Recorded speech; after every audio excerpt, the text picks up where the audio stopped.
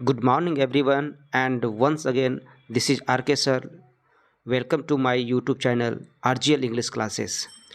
आज हम डिस्कस करेंगे क्लास 12th के चैप्टर नंबर 10th है, जिसका कि my grand mother house. Okay, आज हम डिस्कस करेंगे माय ग्रैंड मदर हाउस के बारे में। जितना भी जो कुछ भी होता है एग्ज़ाम में पूछा जाता है, सब पर हम डिस्कस करेंगे। ठीक है, VBI ऑब्जेक्टिव होगा पहले, उसके बाद आपका लाइन टू लाइन एक्सप्लेनेशन होगा, और फिर जब इसको आप पढ़ लेते हैं तो फिर ऑब्जेक्टिव रटने का झंझट ख़त्म हो जाएगा और इसका सब्जेक्टिव भी आपको अच्छे से आ जाएगा। तो चलिए पहले पढ़ते हैं। पहले हम लेखक के बारे में पढ़ेंगे, कमला दास के बारे में। ठीक है, तो कमला दास का जन्म 31 मार्च 1934 को हुआ था। ये पोएट भी थी और शॉर्ट स्टोरी राइटर भी थी। इन्होंने दोनों जगह अपना नाम कमाया था, दोनों जगह इसका रेस्पेक्टेबल प्लेस था। किस किस में रेस्पेक्टेबल प्लेस था? Both English and Malayalam. याद रखिएगा, इंग्लिश एंड मलयालम लिटरेचर में इनका बहुत बड़ा स्थान है। ठीक है, इनकी जो ऑटोबायोग्राफी है, इनकी जो आत्मकथा है, 1976 ईस्वी में पब्लिश्ड हुआ था, जिसके कारण जो है ना क्रिएटेड क्वाइट ए स्टीयर, यानी कि जब इनका आत्मकथा प्रकाशित हुआ था तब ये तहलका मचा दिया था पूरे समाज में। ठीक है, इनकी इतनी अच्छी किताब थी कि तहलका मच गया था। In 1984 she was shortlisted for the Nobel Prize for literature. 1984 ईस्वी में इसको शॉर्ट लिस्टेड किया गया था। ठीक है, कि जैसे कि होता है ना कि बहुत सारों का नाम लिया जाता है कि प्राइज़ देने के लिए, तो उन्हीं में से बहुत बड़ी हस्तियों में से एक हस्ती कमला दास भी थी, जिसको कि शॉर्ट लिस्टेड किया गया नोबेल प्राइज़ के लिए, और वो किसके क्षेत्र में? लिटरेचर के क्षेत्र में। इनकी कुछ महत्वपूर्ण वॉल्यूम्स है, वॉल्यूम ऑफ वर्स, यानी कि बहुत महत्वपूर्ण रचनाएँ हैं। जैसे कि आपका समर इन कोलकाता 1963 में आया, साइरेंस 1964 में, द डिसेंडेंट्स 1967 में, the old play house and other poems, ये कब आया इनका? 1973 में, और द डिसेंडेंट्स 1967 में। ठीक है, तो ऐसी कंडीशन में देखिए, इसको याद रखेगा, समर इन कोलकाता ये पूछा गया क्वेश्चन है। उसी प्रकार द अनामेटल पोएम्स 1985 में, only saint knows how to sing 1996 में, एंड यस अल्लाह 2001 ईस्वी में आया था। ठीक है, उसके बाद ये कहता है क्या कि कमला दास की जो पोइट्री होती थी प्राइमरीली ऑटोबायोग्राफिकल, यानी कि ये खुद आत्मकथा के बारे में लिखती थी, अपने से ऑब्जर्व करती थी, लिखती थी। और इनका जो थीम होता था love of A lonely heart, यानी कि प्यार तो होता था लेकिन कैसा का प्यार होता था, किसका होता था? तो लॉनली हार्ट, अकेलेपन का, अकेला जो हृदय होता है ना, उसका प्यार। Love with never ending passion, love जो है ना कभी ख़त्म होने वाला चीज़ नहीं है। और उसके बाद इसका लस्ट आया, ग्रीड आया, and hunger that never satiate. इसका मतलब है क्या कि ये कभी ख़त्म नहीं होने वाला है। जैसे कि हमारा लस्ट हुआ, ग्रीड लालच हुआ, हंगर भूख, ये कभी ख़त्म होने वाला नहीं है। She is known for sexual adventures in her writings, इनके राइटिंग्स में आपको सेक्सुअल एडवेंचर्स भी मिलेगा। ठीक है ना, for her love hardly ever goes beyond sex and lust, और इनका मानना है कि लव जो है ना ये सेक्स एंड लस्ट से कहीं आगे है। ठीक है, which even reaches the point of nausea and is reborn again and again with new vigour. कहता है कि ये जो लव होते हैं ना, ये बार बार क्या होते हैं? रिबॉर्न होते हैं। ठीक है, Kamala Das reveals a commendable mastery of phrase and control over rhythm. इनका मतलब क्या हुआ? कमला दास जो है ना मास्टरी यानी कि फ्रेज पर काफ़ी मजबूत पकड़ था इनका, और रिदम पर भी कंट्रोल करते थे ये। ठीक है, जो जो इम्पोर्टेंट पॉइंट्स है उसको याद रखिएगा केवल आप। The words are often painted and the rhythm is marvellously almost feverishly alive. इनकी जो वर्ड होते थे ना एकदम पेंटेड होते थे। पेंटेड का मतलब क्या होता है कि रंगा रंग रोहन जो करते हैं हम लोग, दीवार पे पेंट करते हैं, मतलब इनका जो वर्ड हुआ करता था प्रायः बहुत ही अच्छा हुआ करता था, ठीक है ना। जो कभी मरने वाला नहीं था वो हमेशा जिंदा, यानी कि उसके वर्ड में ऐसी ताकत थी जो कि हमेशा उसको जीवित होने का एहसास दिलाता है। तो कुछ हम वर्ड मीनिंग लिखे हैं इसका, तो देख लीजिए। इनका जन्म 31 मार्च को हुआ था, कमला दास का। ये पोएट एंड शॉर्ट स्टोरी दोनों थी।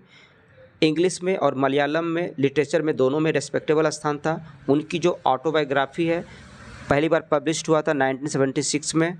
इसको शॉर्ट लिस्टेड किया गया किसके लिए भाई? For the Nobel Prize for literature 1984 में, ठीक है ना। ये वर्ड मीनिंग याद रखने का सबसे अच्छा तरीका है, क्योंकि सब एक दूसरे से क्या है, रिलेटेड है। जैसे कि बात करें हम इम्पोर्टेंट वर्क्स की बात करते हैं तो समर इन कोलकाता है, साइरेंस है, द डिसेंडेंट्स है, the old play house and other poems, the Anamalai poems, only saint knows how to sing, yes Allah, ये सारी इनकी महत्वपूर्ण क्या है, वॉल्यूम ऑफ वर्ड्स है। और उनकी जो थीम होती थी ना, तो उनका थीम देखिए क्या दिया गया है, लव ऑफ ए लॉनली हट, ये तो पहले बता चुके हैं हम। उसके बाद ये प्राय जानी जाती है किसके रूप में? For sexual adventures in her writings, अपने राइटिंग्स में इनको कमांड था दोनों तरफ, कंट्रोल भी था, मास्टरी ऑफ फ्रेज पर और रिदम पर, ठीक है। अब चलिए इसका हम लाइन बाय लाइन एक्सप्लेनेशन करते हैं। तो कविता का पहला लाइन है, देयर इज ए हाउस, कहता है कि एक घर है, now far away where once, अब जो वो घर जो है ना, फार अवे काफ़ी दूर में है, वंस वेयर वंस जहाँ कभी जो है ना, आई रिसीव्ड लव, मैं वैसे घरों में रहा करती थी जहाँ पहले मैं रिसीव्ड लव, प्यार को प्राप्त किया करती थी। और वो प्यार किसके द्वारा मिलता था इनको? इनकी दादी से। तो वही बोल रही है, दैट वोमेन डाइट, वो महिला जो है ना अब क्या हो चुकी है? मर चुकी है। उसके मरने के बाद the house withdrew into silence, ये जो हाउस है उनके मरने के बाद जो इनका घर है वो विथड्रू इनटू साइलेंस, किस में चले गया? एकदम सन्नाटा सा पसर गया। स्नैक्स मूव्ड, और घरों में क्या होने लगा? किताबों के बीच स्नैक्स मूव होने लगा, यानी कि सांप घूमने लगा, ठीक है। तो इसका देखिए वर्ड मीनिंग नीचे दिया गया है, आप इसको समझ सकते हैं तो समझिए।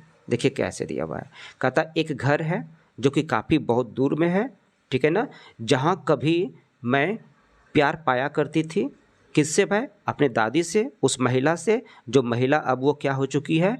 मर चुकी है। और उसके मरने के बाद वह घर कहाँ चला गया है? विथड्रू इनटू साइलेंस, सन्नाटा सा छा जाना, ठीक है। और अब वहाँ पे क्या होने लगा? किताबों में मूव करने लगी है, कौन? सांप, ठीक है। हम यहाँ तक पढ़े हैं एमंग बुक्स, किताबों के बीच। अब हम पढ़ते हैं नेक्स्ट पैराग्राफ, देखिए क्या कहता है। एमंग बुक्स, किताबों में, किताबों के बीच जो है ना अब क्या? सांप इधर उधर मूव करने लगे हैं। I was then too young, कहता है कि मैं उस समय काफ़ी छोटी थी, to read and my blood turn cold like the moon, कहता मैं कमला दास के घरों में जो है ना बहुत सारे उसकी दादी किताबें रखा करती थी। तो उन किताबों को देख करके ये जो इसके मन में एक विचार आता था कि इतना सारा किताब पढ़ना पड़ेगा। तो ऐसी विचार आने से जो है ना ऐसा लगता था इनको कि उनका जो खून है ना turn cold like the moon, चंद्रमा के समान क्या हो जाना? ठंडा पड़ जाता था। तो हाउ ऑफेन, फिर ये बोलती है कि हाउ ऑफेन, कितनी बार, आई थिंक ऑफ गोइंग, मैं सोची कि मैं वहाँ जाऊँ, देयर, वहाँ, to peer through blind eyes of windows, और कहती है क्या कि टू पियर, मैं झांकूँ, through blind eyes of windows, यानी कि बंद खिड़कियों से मैं क्या करूँ? वहाँ जा कर के झांकूँ, ठीक है। उसके बाद just listen to the frozen air, अब देखिए ऐसे तो घर तो सन्नाटा सा पसरा हुआ है, वहाँ जो हवाएं जमी हुई है मैं उन हवाओं को लिसन करना चाहता हूँ, ठीक है। ये कौन कह रही है? कमला दास कह रही है। और इन वाइल्ड डिस्पेयर, और वाइल्ड डिस्पेयर मतलब क्या होता है? बेतहाशा निराशा में, पिक एन आर्मफुल, बस मुट्ठी भर हमको क्या करना है? Darkness to bring it here to lie, वहाँ से उनकी यादों में, ठीक है, एन आर्मफुल ऑफ डार्कनेस, वहाँ से कुछ डार्कनेस लाना है, कुछ ना सही तो वो डार्कनेस ही लाएंगे हम, और यहाँ पे उसको क्या करेंगे, रखेंगे, टू लाई, ठीक है। बिहाइंड माई बेडरूम्स डोर, मैं जो बिहाइंड माई बेडरूम्स डोर, मैं अपने बेडरूम्स डोर के पीछे, लाइक ए ब्रॉडिंग डॉग, यानी कि ब्रॉडिंग डॉग, ब्रॉडिंग डॉग का मतलब क्या होता है कि जैसे कि कुत्ते रखवाली करते हैं ना घर के, उसी प्रकार मैं डार्कनेस को लाऊंगे, और जब जब मैं उसे देखूंगी तो मुझे अपनी दादी की याद दिलाएगी, ठीक है, मुझे सुकून महसूस होगी। तो फिर कहती है you can not believe darling, ये यहाँ पे डार्लिंग जो है ना अपने हस्बैंड से कह रही है कमला दास कि तुम विश्वास नहीं कर सकते हो क्या, can you that I love lived, कि ये एक वही घर है, वैसा ही घर है, सच ए हाउस, ऐसा घर है जहाँ मैं रहा करती थी, एंड वॉज प्राउड, और मुझे काफ़ी गर्व महसूस होता था, एंड लव्ड, और प्यार मिला करता था, मैं उनसे काफ़ी प्यार करता था, वो मुझसे काफ़ी प्यार करती थी। हु मैं ही हूँ जो हैव लॉस्ट माई वे, कहता है अब मैं उस घर का लॉस्ट माई वे, रास्ता भूल चुकी हूँ, ठीक है। ये बचपन से ही वहाँ, बचपन में ही वहाँ गई थी, उसके बाद से वो ऐसा शो कर रही है कि वो फिर दोबारा नहीं गई थी, इसलिए जाने की चाह कर रही है, और वो कह रही है कि मैं हु हैव लॉस्ट माई वे, मैं अपना रास्ता खो चुकी हूँ, एंड बिग नॉ एट स्ट्रेंजर्स, याद रखिएगा स्ट्रेंजर्स डोर, मैं स्ट्रेंजर्स अजनबियों के घरों के दरवाजे पर, ठीक है, जा जा कर के उस प्यार को, उस आशीर्वाद को मैं उनसे भीख मांगती हूँ, ठीक है, कि वैसा प्यार हमको फिर से मिले। किसके दरवाजे पे जाती है ये, स्ट्रेंजर्स के दरवाजे पे, क्यों, क्योंकि इसकी वो जो महिला है, जो इनकी जो दादी माँ है, वो क्या हो चुकी है, मर चुकी है, और ये रास्ता भी भूल चुकी है। रिसीव्ड लव्ड, वह प्यार पाना चाहती है फिर से, इसीलिए वो स्ट्रेंजर्स डोर पे जाती है।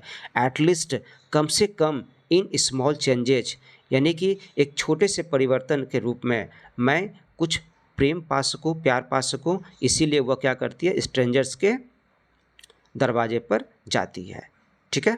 अब देखिए इसका ऑब्जेक्टिव देख लीजिए, थोड़ा सा ट्रू और फॉल्स है। The women of the house is alive, क्या उस घर की जो महिला है क्या वो जिंदा है, तो वो जिंदा नहीं है, तो ये क्या हो जाएगा, फॉल्स हो जाएगा। दूसरा नंबर में the snakes were seen in the house, बिल्कुल है, स्नैक कहाँ, हाउस में। उसके बाद क्या है, the speaker read the books with great interest, नहीं, ग्रेट इंटरेस्ट के साथ वो नहीं पढ़ पा रही क्योंकि वो छोटी सी बच्ची थी।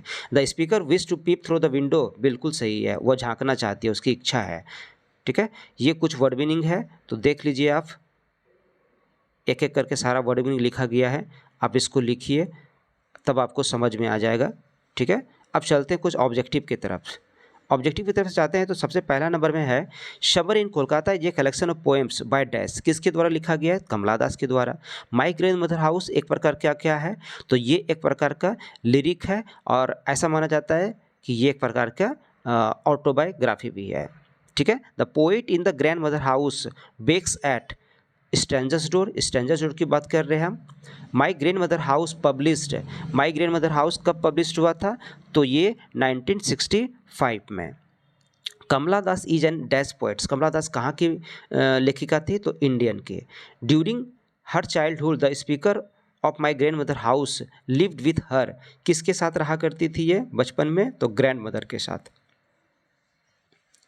नेक्स्ट क्वेश्चन है snakes were seen among, snake को कहाँ देखा जा सकता है, तो स्नैक बुक्स, किताबों के बीचों में घूम रहे थे। The house were into went into silence due to the death of, यानी कि घर जो है ना, घर में सन्नाटा सा पसर गया है, किसकी मृत्यु के बाद, तो एक उस महिला की मृत्यु के बाद। माई grandmother house is a या A N dash poem by Kamala Das, तो वही बताए हम कि ये क्या है, ऑटोबायोग्राफिकल है।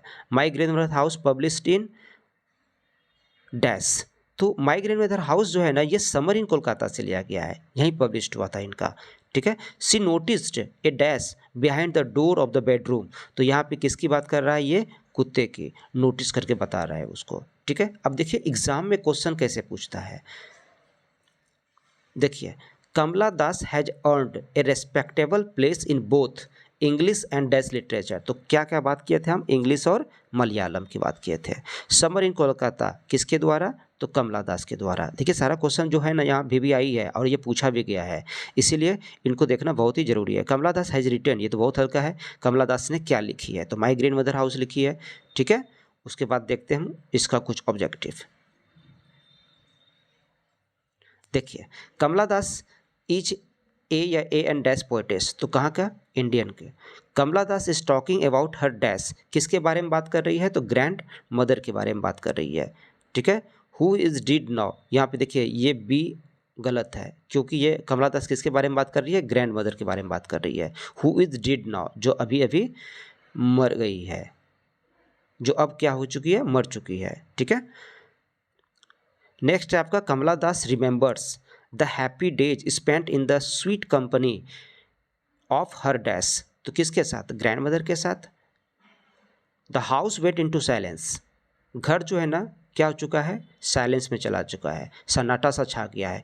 किनकी मृत्यु के बाद, तो उस महिला की मृत्यु के बाद, और वो महिला कौन है, उसकी दादी माँ है, okay.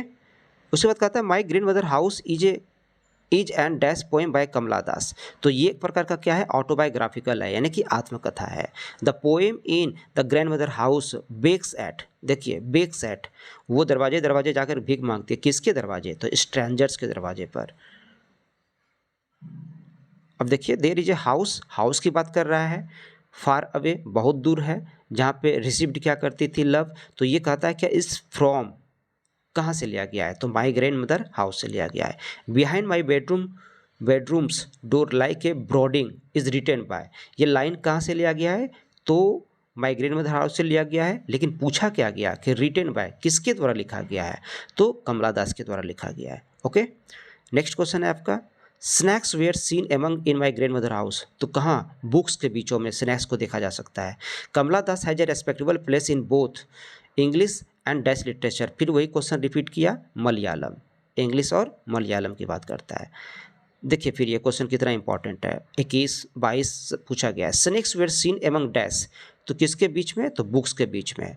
Who wrote the old play house and the other poems, हम देखिए उनका कमला दास का जितना भी उन्होंने वॉल्यूम ऑफ वर्ड्स लिखी है उसको मैं लिख चुका हूँ, तो ये कमला दास के द्वारा लिखी गई है, the old play house and the other poems. उसके बाद देखिए कविता का लाइन पढ़ना बहुत ज़रूरी है, क्यों, क्योंकि बीच बीच से उठा के दे देता है। How often I think of going there, peer through blind eyes of window, तो मैंने सारा वर्ड मीनिंग इसका लिख चुका है।